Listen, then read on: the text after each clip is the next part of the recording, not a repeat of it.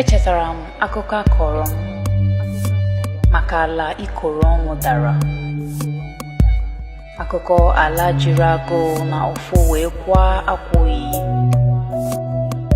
Akụkọ ala mgbagwoju anya zuru dịka egbe igwe. Akụkọ ntaramahụhụ na mmekpa ahụ.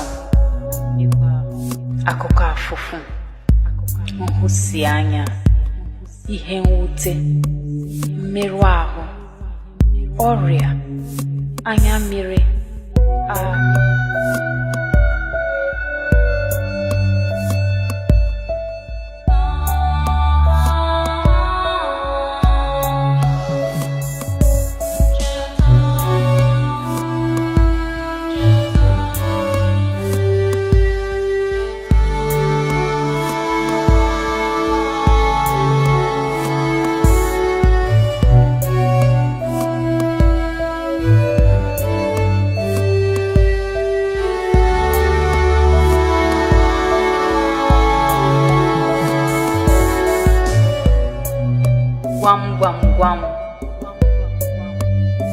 gwam maka ili a na-egwu ọ na-adị ndụ.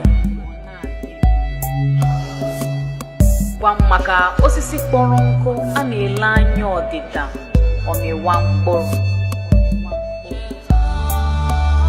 Aga m agwa gị maka ọnyịrị ọnwụ. Achara na-egbu ọ na-eto ogologo. Aga m agwa gị maka ala aha ya na-ebu ajụ. Ala dara nze, ihu gatara ntị nụrụ.